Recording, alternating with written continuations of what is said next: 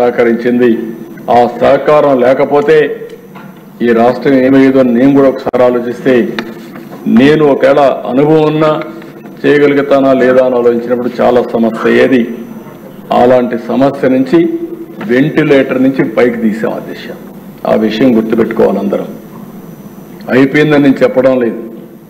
ఎక్కడ వెసులుబాటే లేని పరిస్థితి.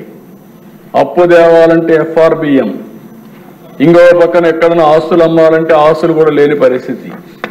ఈ పరిస్థితిలో నుంచి మనం ఘాటున పెట్టే పరిస్థితికి వస్తున్నాం. ఇవన్నీ చేయగలిగామంటే మనకుండే అనుభవం, ఒక సిన్సియర్గా పనిచేయడం, ప్రజలు లేకుంటే ఉద్యోగస్తులు అందరూ సహకరించారు అధ్యక్ష. మరొక్కసారి అందరికీ పేరు పేరున మనస్ఫూర్తిగా ధన్యవాదాలు తెలియజేస్తున్నా, అభినందన తెలియజేస్తున్నా. మీ అందరి సహకారంతో ఈరోజు అడుగడుగు ముందుకేయగలుగుతున్నాం.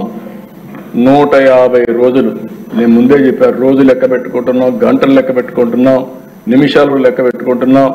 150 రోజులు ఎన్నో పథకాలు, కార్యక్రమాలు, నిర్ణయాలు, పాలసీలు.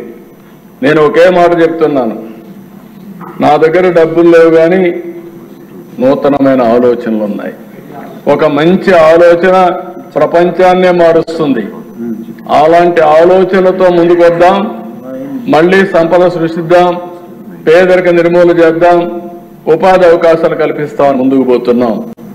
ఈరోజు అందుకనే మీరు చూస్తే నిన్ననే 6 బెస్ట్ పాలసీలు తీసుకొచ్చాను. ఏ రాష్ట్రంలో ఇచ్చిన ఇన్సెంటివ్స్ కంటే అదనంగా ఇచ్చాం.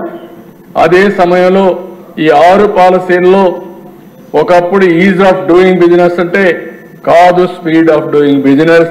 అవసరమైతే అడ్మినిస్ట్రేషన్ పరిగెత్తిస్తాం, పనులు చేపిస్తాం, చేస్తామని పెట్టాం. దీనివల్ల ఆదాయం వస్తుంది. వచ్చిన ఆదాయంతో వాళ్ళకి సబ్సిడీ ఇన్సెంటివ్స్ ఇస్తాం. దీనివల్ల మనకు వాళ్ళకు ఉద్యోగాలు వస్తాయి, కొంత ఆదాయం మనకు కూడా వస్తుంది. ఆ ఆదాయంతో సంక్షేమ కార్యక్రమాలు చేసే పరిస్థితి వస్తుందని చెప్పి కూడా నేను మీకు తెలియజేస్తున్నా. 5 సంతకాలు పెట్టాను. ఫస్ట్ డే ఒక రెవల్యూషన్ నిర్ణయాలు చేశాం. పేదల సేవలో అధ్యక్ష 64,50,000 మంది దగ్గర 1వ తారీఖునే పింఛన్లు ఇస్తున్నాం. అదే సమయంలో 1వ తారీఖునే జీతాలు ఇస్తున్నాం. ఇప్పుడు 4 నెలల నుంచి ఎక్కడ కూడా మొదటి తారీఖున జీతాలు ఇవ్వలేదని కానీ, పెన్షన్ ఇవ్వలేదని కానీ ఎక్కడ ఒక ఫిర్యాదు లేకుండా చేస్తున్నాం. 4,000, 6,000, 10,000, 15,000 4 స్లాబుల కింద హ్యూమన్ యాంగిల్లో సంవత్సరానికి 33,000 కోట్ల రూపాయలు పింఛన్లు ఇచ్చే ఏకైక రాష్ట్రం భారతదేశంలో ఆంధ్రప్రదేశ్ రాష్ట్రం. ధనిక రాష్ట్రాలు ఉన్నాయి, ఇంత ఇవ్వడం లేదు. మనలో సగం కూడా ఇవ్వడం లేదు. 64 లక్షల కుటుంబాలను ఆదుకునే పరిస్థితికి వచ్చాం. అదే తెలుగు ఎన్డీఏ మానవతా దృక్పథంతో పనిచేస్తున్నాం అని చెప్పి కూడా నేను మీకు తెలియజేస్తున్నా. అన్నా క్యాంటీన్లు కూడా నాశనం చేశాను.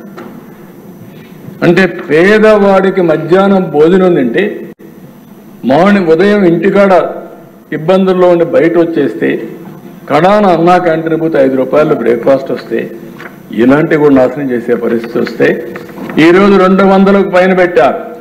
ప్రతి ఒక్క నియోజకవర్గానికి కనీసం ఒక అన్నా క్యాంటీన్ పెట్టే బాధ్యత ఈ ప్రభుత్వం తీసుకుంటాం. పేదవాళ్లకు అన్నం పెట్టే కార్యక్రమానికి ఎక్కడ కూడా అంతరాయం ఉండదని చెప్పి కూడా నేను మీకు తెలియజేస్తున్నా.